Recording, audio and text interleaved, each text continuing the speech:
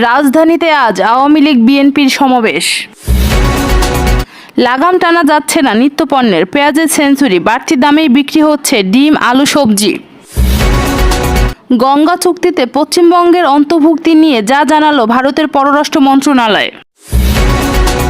৬০ দিন পর আত্মগোপনে থাকা মতিউরের বিরুদ্ধে যে সিদ্ধান্ত নেবে প্রশাসন। ইসরায়েলকে আবারও ধ্বংসাত্মক যুদ্ধের হুঁশিয়ারি দিল ইরান। এতক্ষণ শুনছিলেন সংবাদ শিরোনাম, এবার বিস্তারিত। তার আগে বন্ধুরা, আপনারা কে কোন জেলায় থেকে দেখছেন অবশ্যই কমেন্ট করে জানাবেন।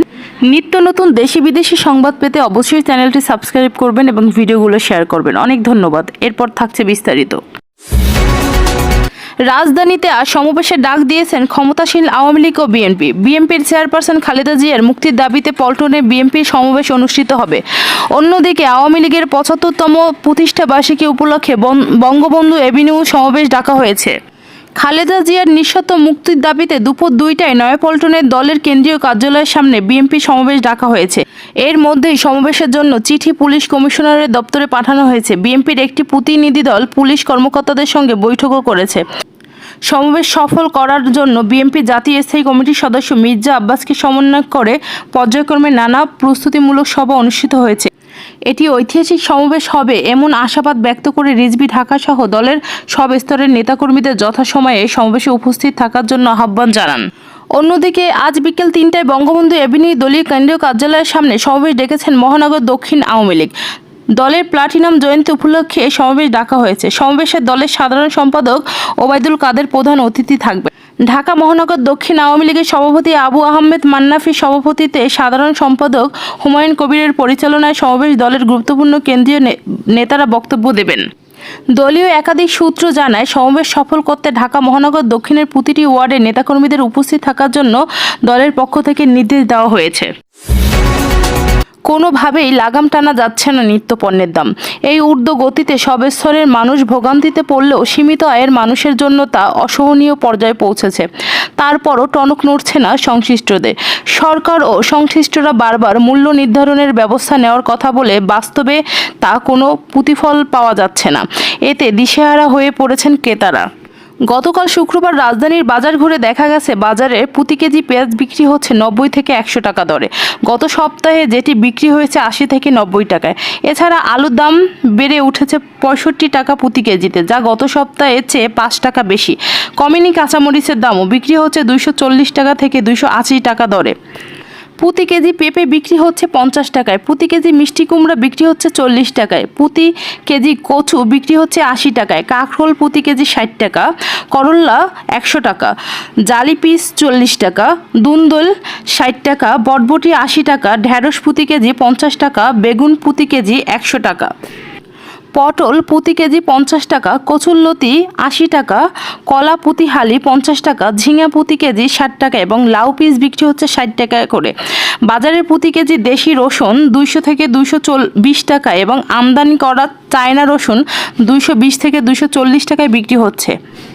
মানভেদে প্রতি কেজি দেশি বা বিদেশি আদা বিক্রি হচ্ছে ২৫০ থেকে ৩৫০ টাকায়। বাজারের প্রতি কেজি মোটা চালের দাম ৪৮ থেকে ৫০ টাকা।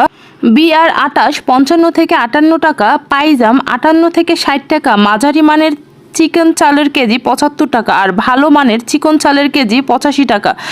আগের দামেই বিক্রি হচ্ছে ডাল। দেশীয় আমদানি করা মসুর ডাল ১৫০ টাকা। আমদানি করা মোটা ডালের কেজি ১২০ টাকা। ছোলার ডাল ১৩০ টাকা এবং অ্যাঙ্কর ডালের কেজি ৯০ টাকা।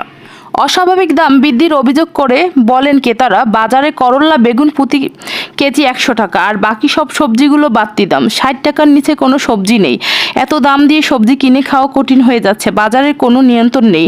যেদিন যখন ইচ্ছে সবজির দাম বেড়ে যাচ্ছে। দাম নিয়ন্ত্রণে সংশ্লিষ্ট কর্তৃপক্ষ কোনো পদক্ষেপ নিচ্ছে না।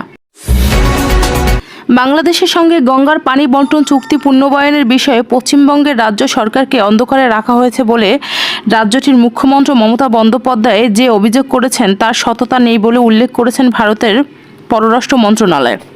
সম্প্রতি মমতা বলেছেন, গঙ্গা চুক্তি পুনর্বায়নের বিষয়কে কেন্দ্র করে সরকার রাজ্যের সরকারের সঙ্গে পরামর্শ করেননি।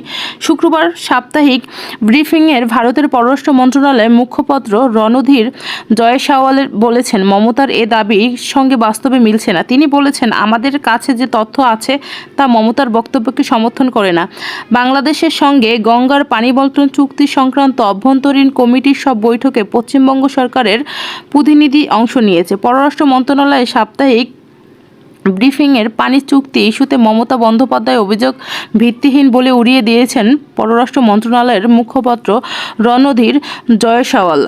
তিনি আরও বলেন, সরকারি তথ্য ও মুখ্যমন্ত্রীর তোলা অভিযোগের মধ্যে কোনো মিল নেই। গঙ্গা চুক্তি নবায়নের বিষয়টি আন্তর্জাতিক পর্যালোচনা হবে, সেজন্য এটি অভ্যন্তরীণ কমিটি গঠিত হয়েছে। ওই কমিটির প্রতিটি বৈঠকে এই চুক্তির সঙ্গে সংশ্লিষ্ট সবাই যোগ করেছেন, এমনকি পশ্চিমবঙ্গ সরকারের প্রতিনিধিও যোগ দিয়েছেন। তিনি বলেন, চলিত বছরের 5 এপ্রিল ওই কমিটির বৈঠকে পশ্চিমবঙ্গ সরকারের পক্ষ থেকে তাদের কী পরিমাণ শিল্প ও পানীয় জলের প্রয়োজন সে কথা জানানো হয়েছিল।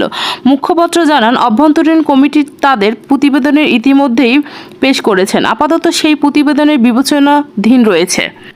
প্রসঙ্গত, গত শনিবার বাংলাদেশের প্রধানমন্ত্রী শেখ হাসিনা দিল্লি সফরে ভারতের প্রধানমন্ত্রী নরেন্দ্র মোদীকে ঘোষণা দেন, 2026 সালে গঙ্গা পানির বন্টন চুক্তি মেয়াদ উত্তীর্ণ হবে। চুক্তিটি নবায়নে উভয় দেশের কারিগরি বিশেষজ্ঞরা আলোচনা শুরু করবে। একই সঙ্গে তিনি আরও জানান, তিস্তা উন্নয়ন প্রকল্প সমীক্ষায় ব্যাপারে ভারতের একটি কারিগরি দল খুবই শিগগিরই বাংলাদেশ সফর করবে। এরপর পশ্চিমবঙ্গের মুখ্যমন্ত্রী অভিযোগ করেন, এই বিষয়ে তার মমতার সঙ্গে কোনো যোগাযোগ করা হয়নি, তাকে অন্ধকারে রাখা হয়েছে।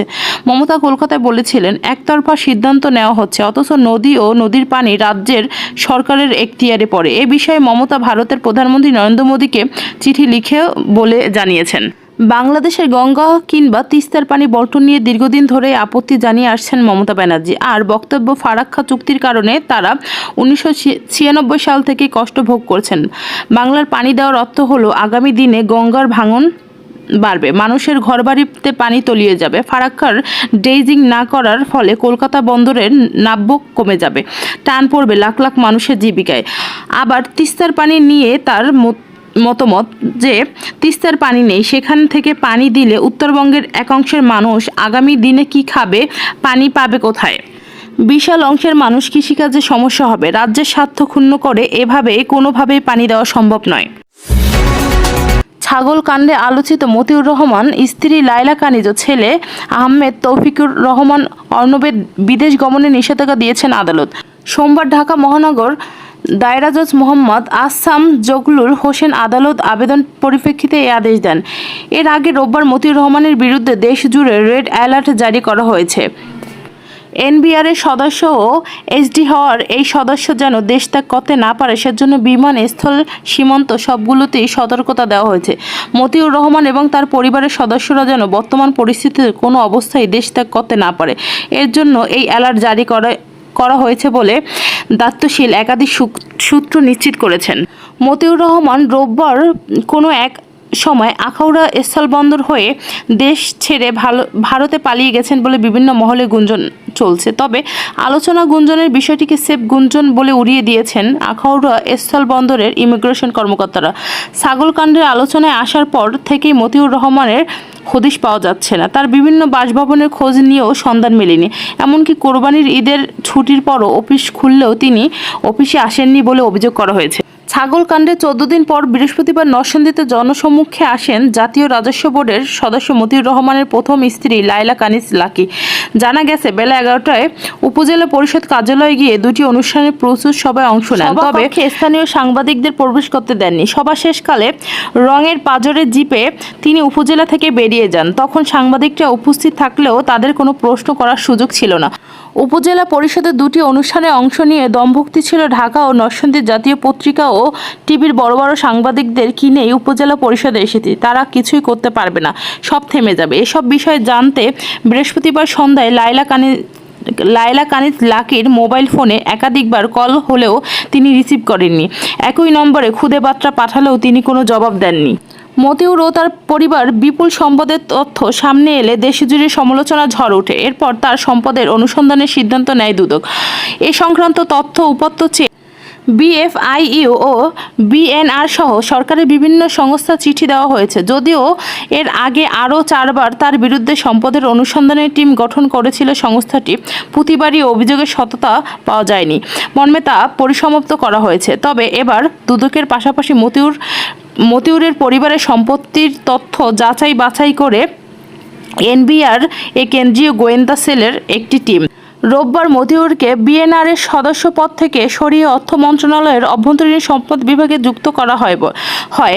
এরপর তাকে সোনালী ব্যাংকের পরিচালকের পদ থেকে অপসারণ করা হয়েছে। আত্মগোপনে থাকা মতিউর ঈদের ছুটি শেষে এখনও কর্মস্থলে যোগ দেননি বলে জানা গেছে। সংশ্লিষ্টরা জানান 60 দিনের মধ্যে কর্মস্থলে যোগ না দিলে তাকে বরখাস্ত করার প্রক্রিয়া শুরু হবে। লেবাননের সামরিক অভিযান চলছে, ইসরায়েলের সঙ্গে একটি ধ্বংসাত্মক যুদ্ধ হবে বলে হুঁশিয়ারি দিলেন ইরান। শুক্রবার সামাজিক যোগাযোগ মাধ্যমে এক্সরে দেওয়া এক পোস্টে ইরান জাতিসংঘের মিশনের পক্ষ থেকে এই হুঁশিয়ারি দিল ইরান। খবর রয়টার্স হিন্দুস্তান টাইমসের। এক্সরের পোস্টে ইরানের জাতিসংঘ মিশনের পক্ষ থেকে বলা হয়েছে, এই ধরনের ইসরায়েলের লেবাননের সামরিক অভিযান একটি ঘটনার সব ধরনের বিকল্প প্রতিরোধের উপায় নিয়ে আলোচনা করা চলছে। গত বছরের 7 অক্টোবর ইসরায়েলের হামলা চালায় ফিলিস্তিনের স্বাধীনতাকামী সংগঠন হামাস। জবাবে গাজায় অব্যাহত ধ্বংসী হামলা চালিয়েছে ইসরায়েল। এরপর থেকেই মূলত লেবাননের সশস্ত্র গোষ্ঠী হিজবুল্লাহ ও ইসরায়েলের মধ্যে উত্তেজনা বাড়তে শুরু করে। সীমান্তের দুই পক্ষের মধ্যে নিয়মিত ছোট ছোট সংঘর্ষ ঘটনা ঘটেছে। সম্প্রতি ইসরায়েল ও হিজবুল্লাহর মধ্যে উত্তেজনা আরও বেড়ে যাওয়ায় সর্বাত্মক যুদ্ধের সংজ্ঞা তৈরি হয়েছে। এদিকে গাজায় যুদ্ধ থেকে শুরু করে হামাসকে সমর্থন দিয়ে আসছে ইরান। গত 1 এপ্রিল সিরিয়ার রাজধানী দামাস্কে ইরানের কনসুলেটে বিমান হামলায় ইরানের সামরিক বাহিনীর 2 ব্রিগেডিয়ার সহ 13 কর্মকর্তা নিহত হয়েছে। এই মামলার জন্য ইসরায়েলকে দায়ী করে এর প্রতিশোধ নেওয়ার প্রত্যয় জানিয়েছেন ইরান। পরে শতাধিক ড্রোন ও ক্ষেপণাস্ত্র দিয়ে ইসরায়েলে হামলা চালায় ইরান। এর জেরে ইসরায়েল পরে ইরানে পাল্টা হামলা চালায়।